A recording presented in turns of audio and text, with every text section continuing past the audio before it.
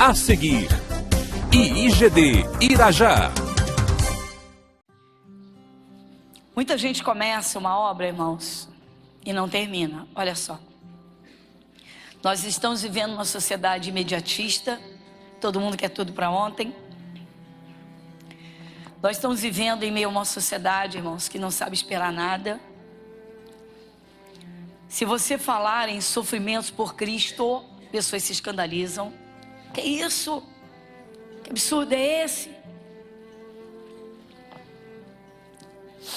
Mas vamos a uma realidade. Tá? Todos nós sabemos, temos a consciência que tudo vai terminar em Jesus Cristo. Tudo. Tudo começou com Ele, vai terminar nele. Tudo, tudo. A vida é a missão. Mas Deus tem um propósito na vida de cada um.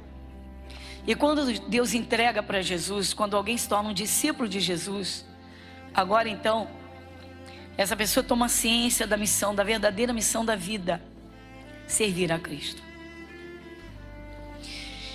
E servir a Cristo é uma caminhada ininterrupta. Há pessoas que interrompem, há pessoas que param, há pessoas que como que tiram um descanso até de Deus. Então vamos com toda a nossa atenção ao que vamos ouvir hoje, até porque, como eu comentei no culto das 7, nosso culto é gravado, ele vai ao ar muito depois do dia da gravação. Então hoje aqui nós estamos no dia 17 de junho de 2018 e hoje tem o jogo do Brasil. Estamos em plena Copa. Ninguém sabe quando Jesus vai voltar. Ninguém sabe quando Jesus vai voltar. Mas se ele voltasse hoje, às 3:30 da tarde,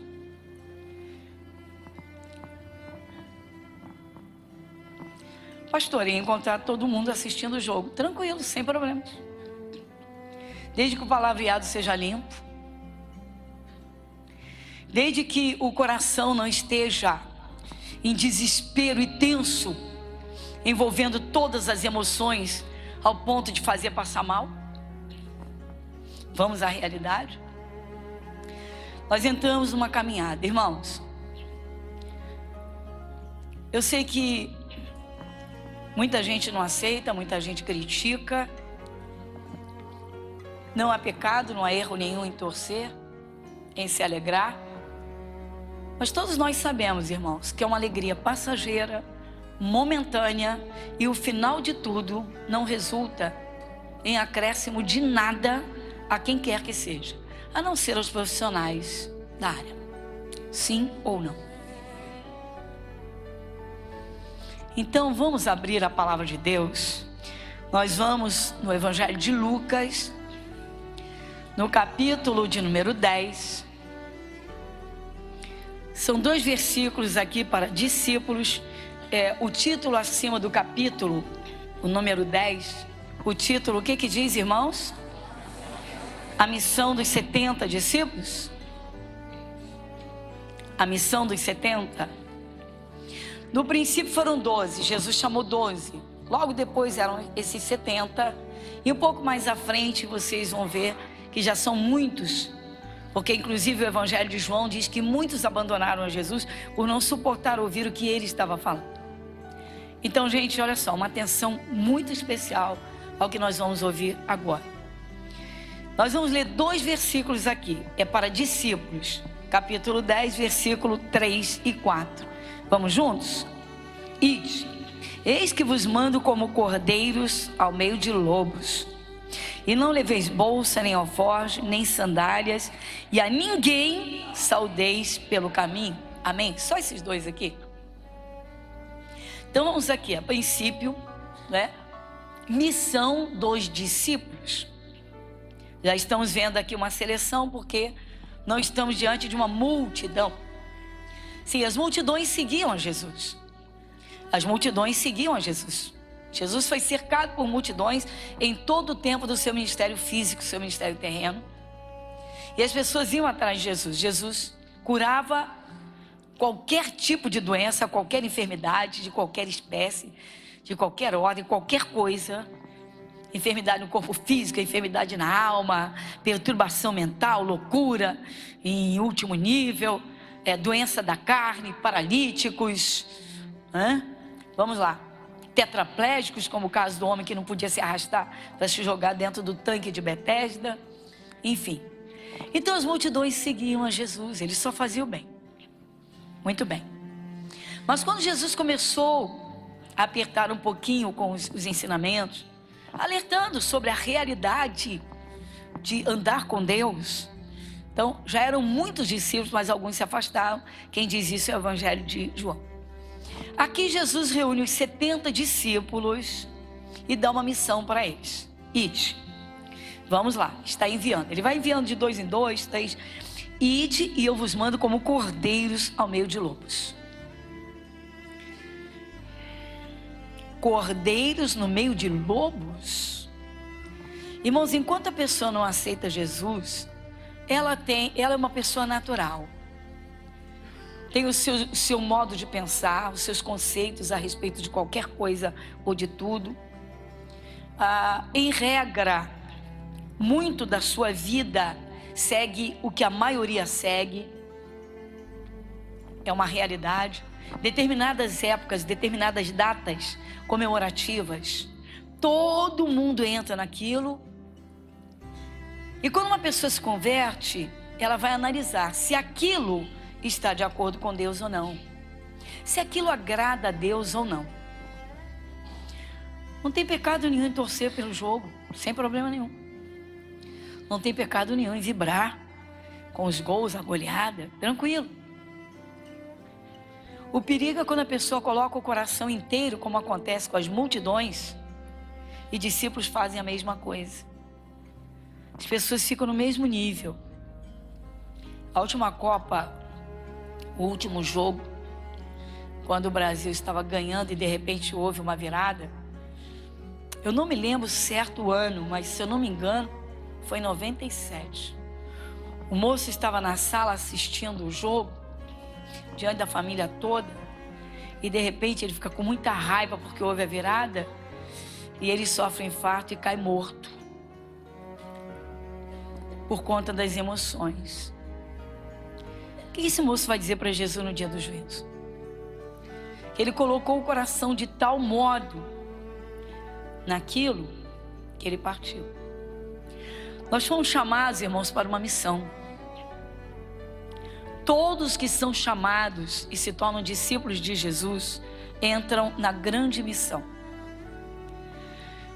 O primeiro mandamento, o mandamento maior que está no Antigo Testamento e Novo, é: amarás ao Senhor teu Deus de todo o teu coração, com toda a tua alma e de todo o entendimento. E depois ir ao próximo como a ti mesmo. Nós fomos chamados, irmãos, para termos compaixão das pessoas. Esse vazio que toma o ser humano. Jesus, ide, eu estou mandando vocês no meio de lobos. Ou seja, eles não entendem, eles não conhecem, eles não sabem, mas eles estão prontos a devorar qualquer um. Claro que Jesus falava do farisaísmo, dos fariseus, os saduceus, os escribas que estavam desesperados para acabar com ele. Jesus está dizendo: eu vou mandar vocês no meio deles, para vocês alcançarem essas almas. Vamos lá. Então, irmãos, nos nossos dias não é diferente. Nós estamos vivendo no meio de pessoas, irmãos, que passam por cima de qualquer coisa pelos seus ideais, pelos seus propósitos, pelo que querem. Nós somos discípulos de Cristo no meio de uma multidão, e no meio dessa multidão há muitos, irmãos, que vocês sabem, que odeiam os evangelhos, que detestam os evangelhos, que se pudessem fulminavam e devoravam, acabavam com os evangelhos. Mas às vezes isso acontece dentro da própria família. E lamentavelmente há pessoas que se perdem no meio disso. Não são apenas novos convertidos, mas principalmente os novos convertidos. As pessoas quando aceitam, a pessoa quando aceita Jesus, você sabe, eu sei porque eu passei, você talvez tenha passado por isso também. A família não compreende por que você agora ama, adora um Deus que você não vê. Porque você se agarra aos ensinamentos da Bíblia e não quer abrir mão de jeito nenhum. Porque você luta por uma causa, por um Deus que você não vê fisicamente e o mundo não entende. E daí muitos que não compreendem, que se levantam contra, literalmente viram lobos. Só quer saber de igreja, esse povo crente. Por quê, irmãos? Porque nós não estamos mais nessa corrida cega que domina o mundo.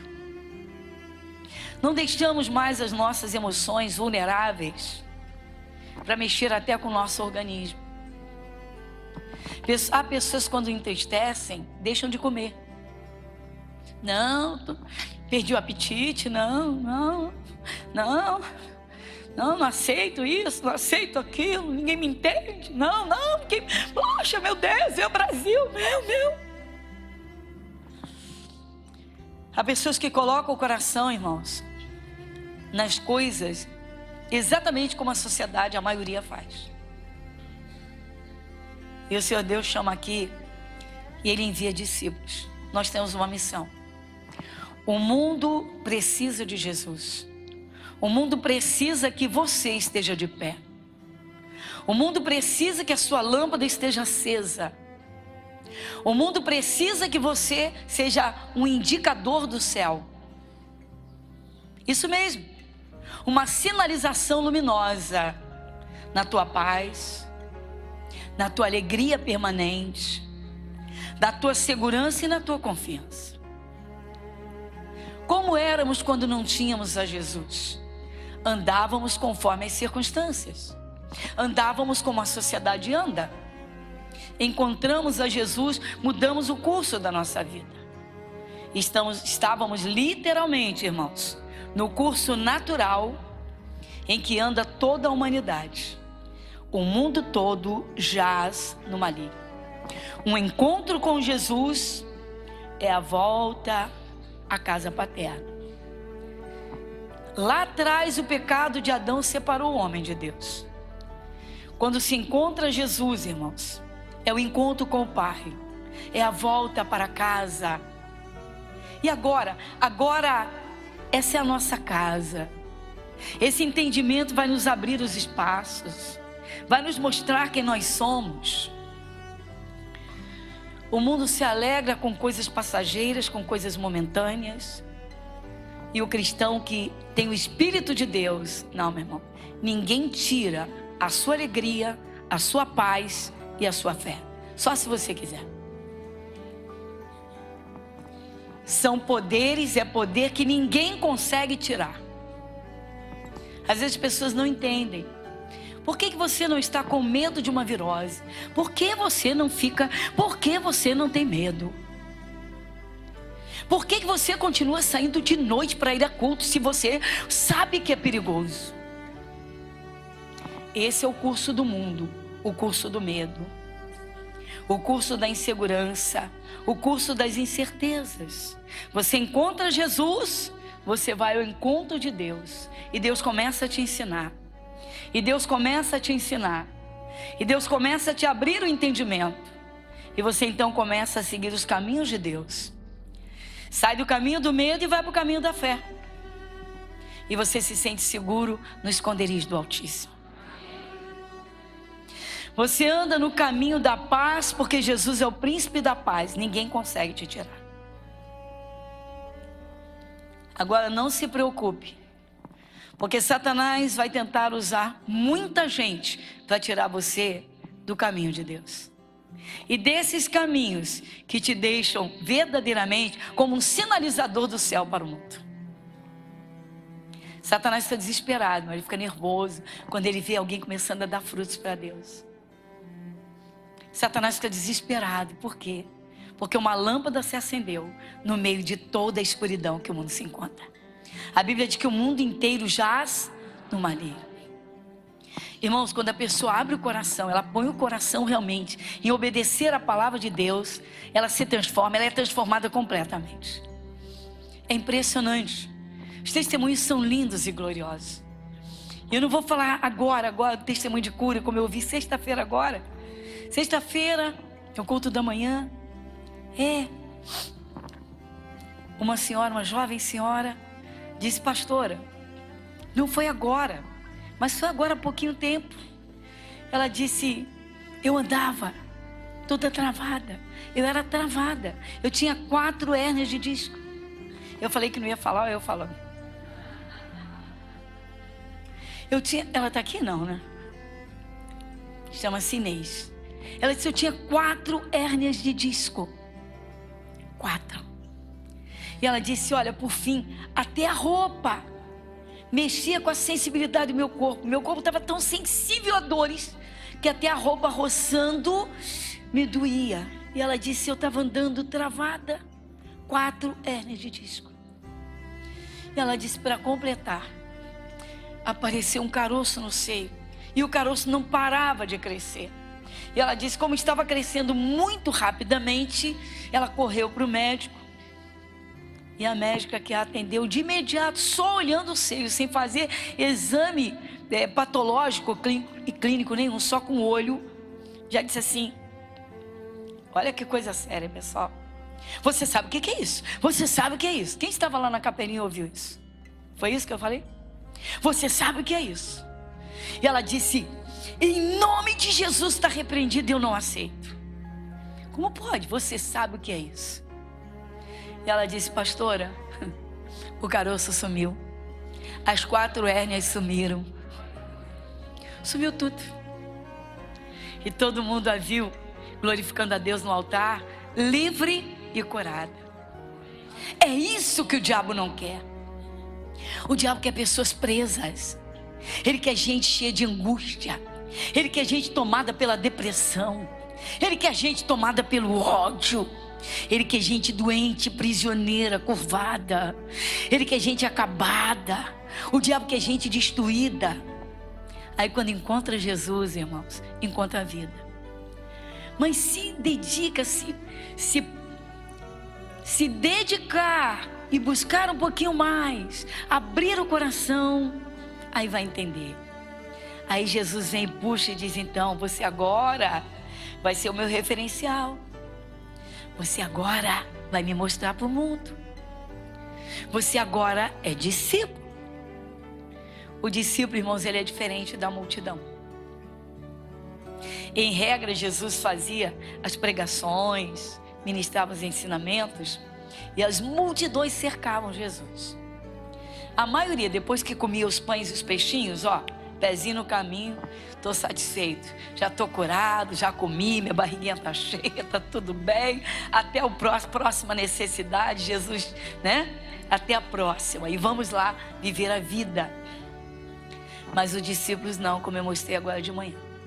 Os discípulos, eles iam atrás de Jesus. Onde Jesus ia, os discípulos iam atrás. O que eles não entendiam, eles perguntavam para Jesus. A diferença, irmãos, entre fazer parte das multidões, olha só, olha a seleção, como é que é isso?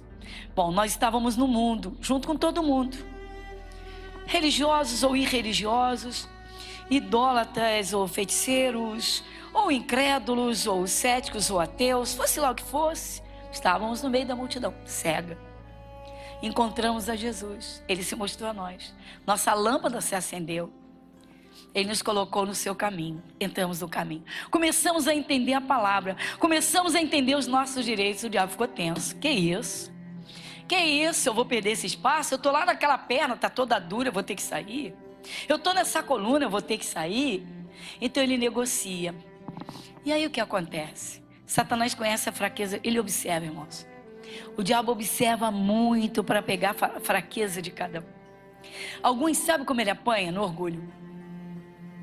Há pessoas que se convertem, irmãos, mas o orgulho impede que sirvam a Deus. Tem vergonha de ser adorador, tem vergonha de orar, tem vergonha de carregar uma Bíblia. Agora com a Bíblia online, meu irmão, agora estão feitos. Há pessoas que são incapazes de abrir uma Bíblia em público.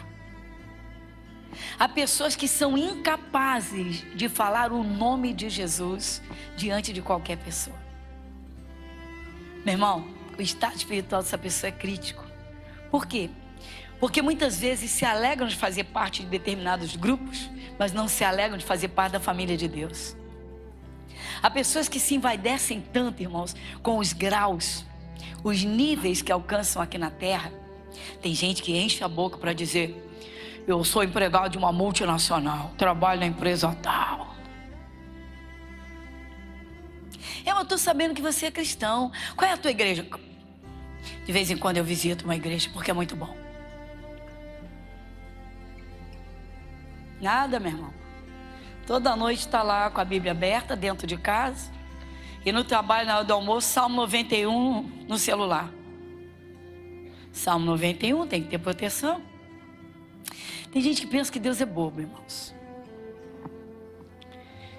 Você está pensando que Jesus tira do fogo? Não tira não, meu irmão. Jesus rasgou o verbo com os discípulos e disse: vocês vão para o meio de lobos. Vocês vão ser discípulos no meio de lobos.